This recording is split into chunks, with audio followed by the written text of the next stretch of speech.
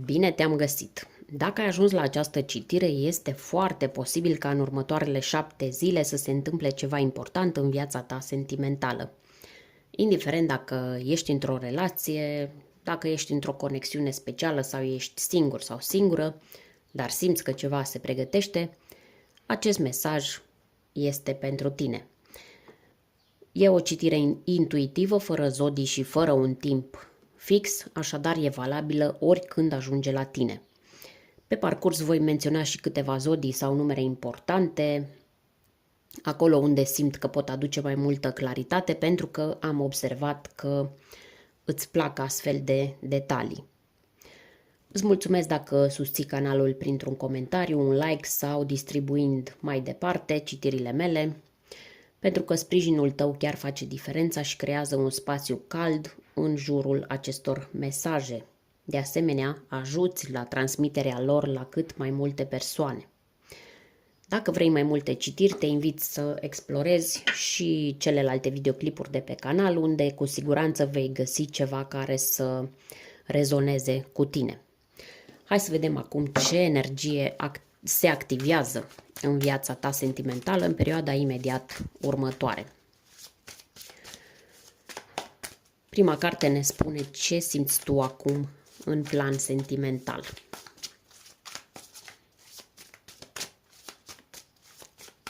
Le alegem intuitiv, valetul de spade, apoi vedem ce simte celălalt sau care este energia care vine spre tine. 3 de monede. Ne interesează ce se întâmplă între voi în plan subtil, adică ce anume nu se spune, dacă e vorba de o persoană. Aici, așa. 2 de cupe, foarte frumos. Acum vedem ce se poate manifesta în următoarele 7 zile.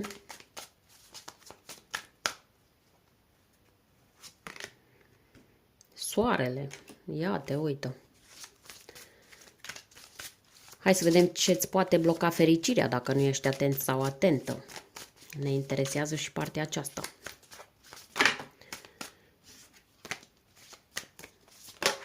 Așa, avem aici 2 cărți, Regina de monede și Roata destinului. Așa, am să le încadrez mai bine imediat. Și ultima poziție, vedem ce trebuie să înveți, care este mesajul final pentru sufletul tău.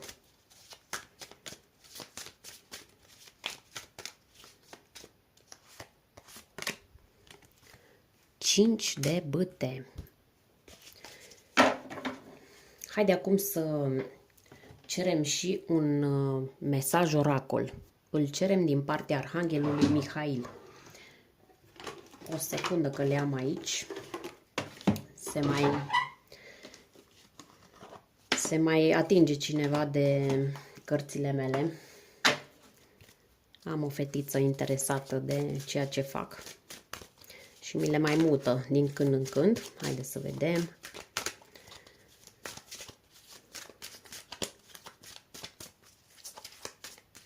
Un mesaj din partea Arhanghelului Mihail. Avem aici: scrieți despre gândurile și sentimentele dumneavoastră. Interpretăm la final acest mesaj.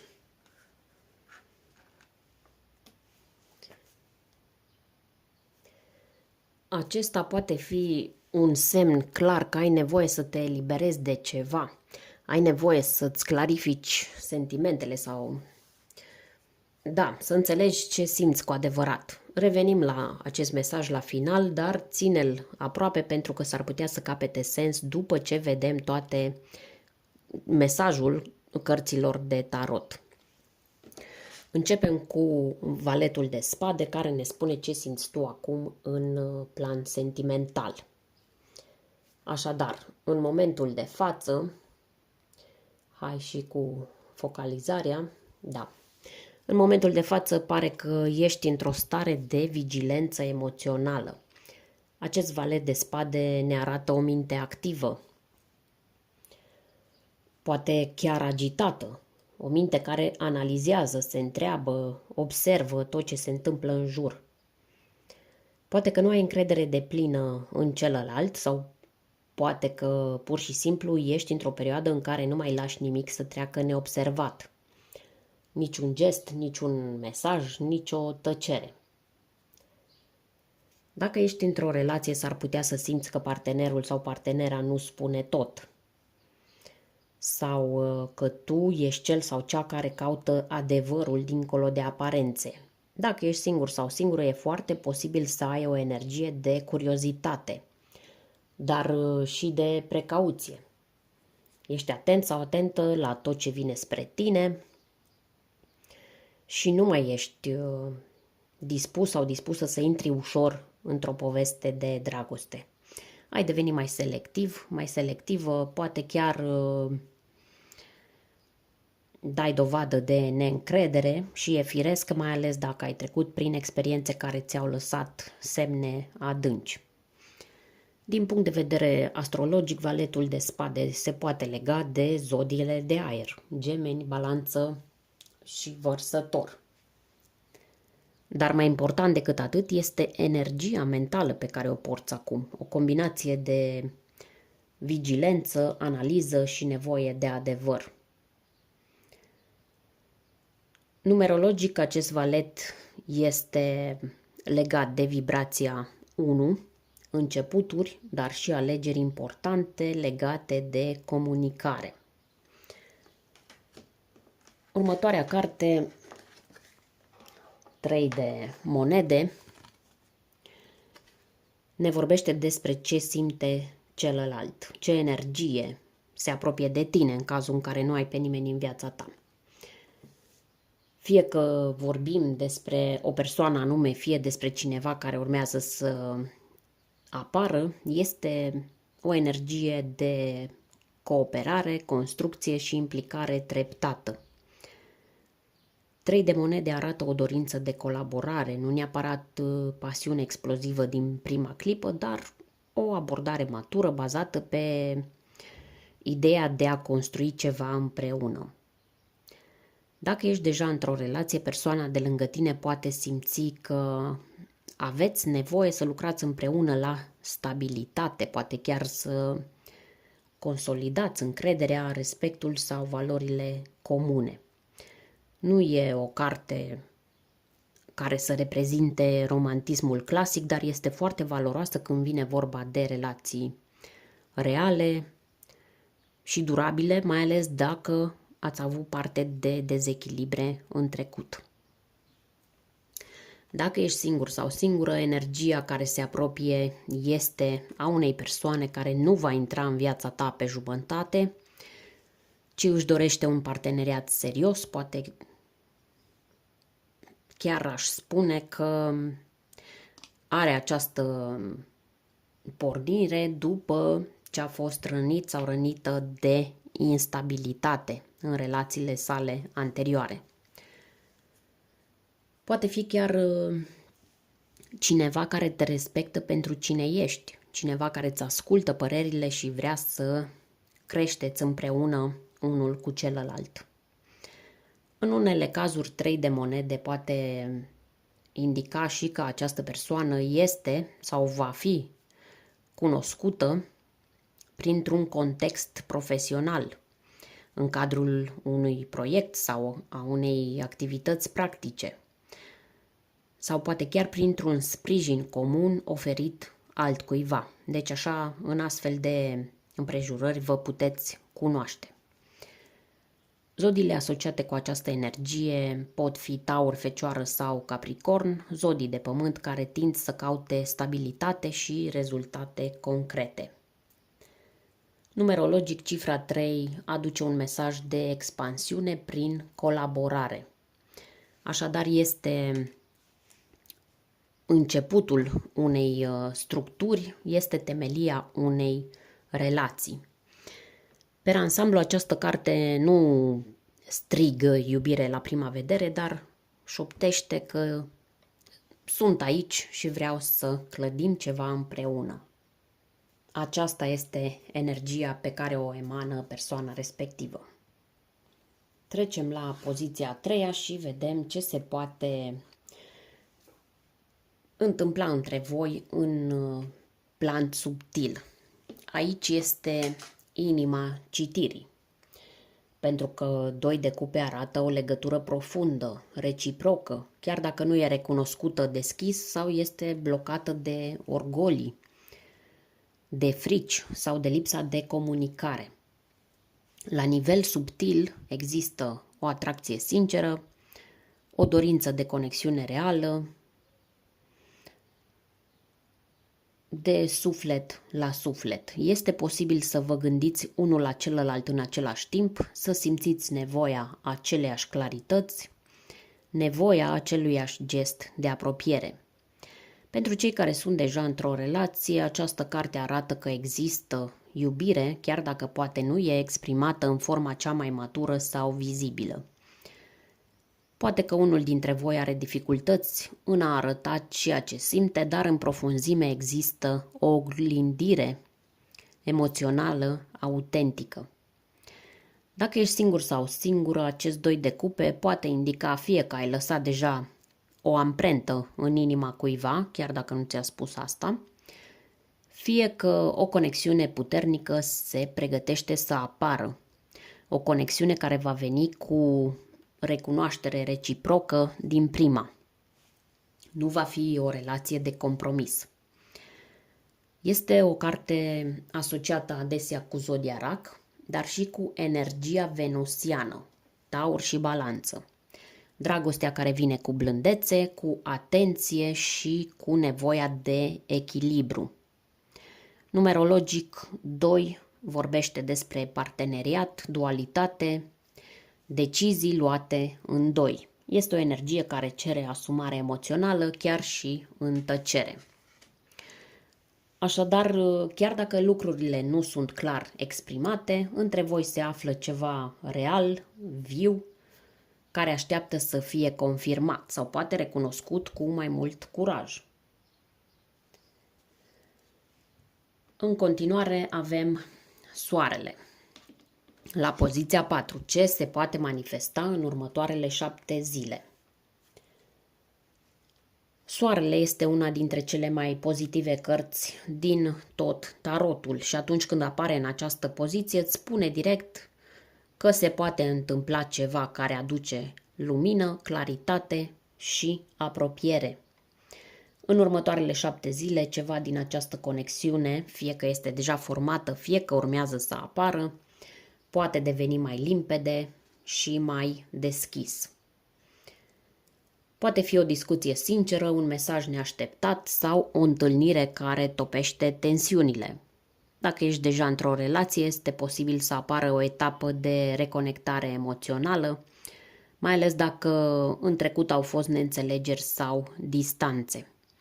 Dacă ești singur sau singură, soarele poate aduce o revelație despre ceea ce vrei cu adevărat sau poate aduce chiar o întâlnire care te face să simți că intri din nou sub lumina reflectoarelor.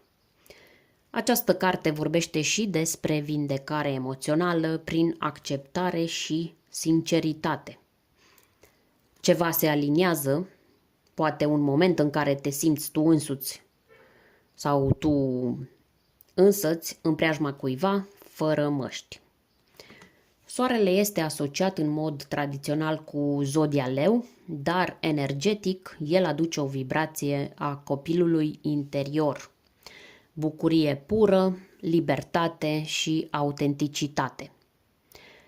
Din punct de vedere numerologic, cifra 19 se reduce la 1, ceea ce indică un nou început curat, cu încredere și entuziasm.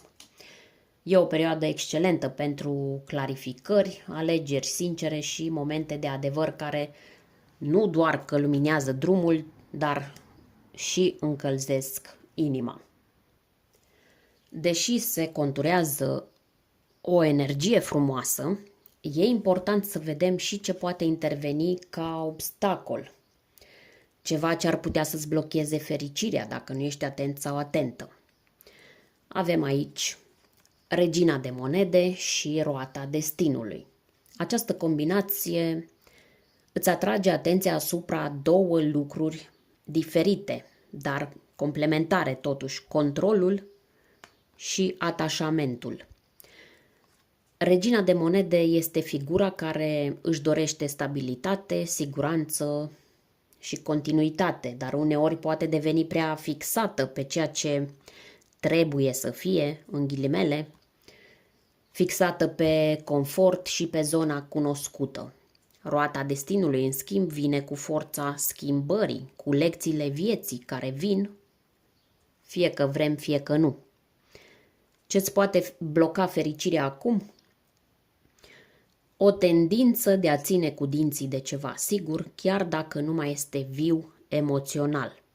Sau invers, frica de a ieși din zona de confort pentru a lăsa destinul să se manifeste. Dacă ești într-o relație, poate că încerci să păstrezi un echilibru artificial. Încerci să te mulțumești cu stabilitatea în locul pasiunii. Sau poate că ești în așteptarea unei schimbări, dar nu o lași să vină pentru că în sinea ta ți-e teamă de necunoscut. Dacă ești singur sau singură, obstacolul poate fi chiar refuzul de a te deschide cu adevărat.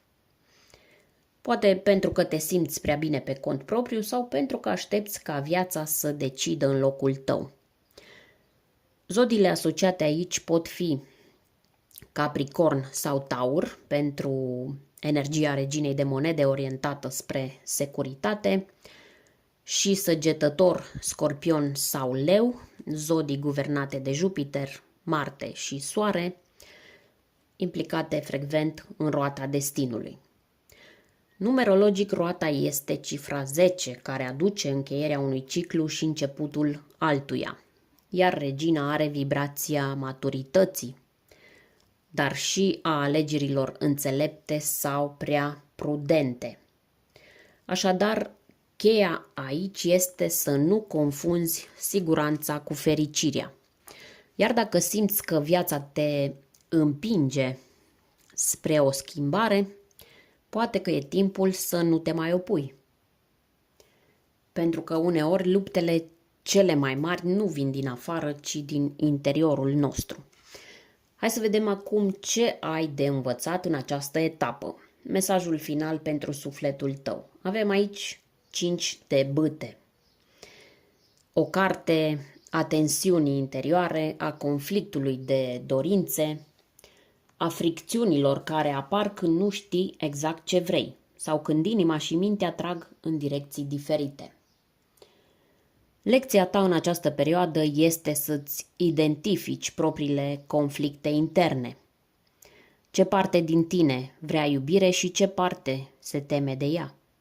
Ce parte vrea să meargă înainte și ce parte stă agățată de trecut? Pentru tine, dacă ești într-o relație, această carte poate arăta o lipsă de armonie între ce simți și ce spui sau o neînțelegere între nevoile voastre reale. Poate că există competiție, frustrare nerostită sau pur și simplu o lipsă de aliniere între ritmurile voastre interioare. Dacă ești singur sau singură, această carte prezintă o invitație clară. Nu te mai lupta cu tine. Nu încerca să te adaptezi la ce vor alții sau să forțezi un ritm care nu ți se potrivește. Poate e momentul să oprești comparațiile, să lași rușinea sau îndoiala și să începi să acționezi în acord cu ceea ce vrei cu adevărat. 5 de bâte este asociat cu zodiile de foc, Berbec, Leu și Săgetător, zodii care se confruntă frecvent cu conflicte de voință sau cu nevoia de afirmare. Numerologic, cifra 5 este cifra provocării, a schimbării și instabilității, dar și a creșterii prin fricțiune. Așadar, sufletul tău te întreabă ce vrei cu adevărat și cât de mult din ceea ce faci acum vine din frică sau din dorința de control. Și cred că acest ultim mesaj din partea Arhanghelului Mihail completează perfect tot ce am descoperit împreună până acum cu ajutorul cărților de tarot. Mesajul este: scrieți despre gândurile și sentimentele dumneavoastră. După cum am văzut în această citire, ai multe emoții active în interiorul tău. Tensiuni nespuse, dorințe care încă nu au loc să se exprime și poate o nevoie profundă de claritate, mai ales cu valetul de spade și cu 5 de bâte în etalarea noastră. Acest mesaj te încurajează să scoți din tine ceea ce simți, prin scris, prin creativitate, prin cuvinte simple, dar sincere. Poate chiar scriind o scrisoare pe care nu o trimiți, scriind într-un jurnal, spunând sau scriind o rugăciune, este un act de vindecare, de curățare și de reconectare cu sufletul tău. Rugăciunea de pe acest card este așa: îți mulțumesc că m-ai ajutat să mă conectez la creativitatea și înțelepciunea dăruite mie de Dumnezeu, încât să mă pot exprima clar și să culeg sugestii, binecuvântare și vindecare. Și exact despre asta a fost toată citirea, despre a te deschide, a înțelege ce simți, a lăsa soarele să intre acolo unde poate a fost prea multă tăcere sau confuzie. Dacă simți că acest mesaj a rezonat cu tine, lasă-mi un comentariu sau salvează acest videoclip și revină asupra lui ori de câte ori simți nevoia. Iar dacă vrei mai multe ghidări, te aștept pe canal cu citiri pentru luna în curs, pentru fiecare zodie, dar și cu alte mesaje speciale. Până atunci, scrie, simte și lasă adevărul tău să se exprime, să-ți fie de folos.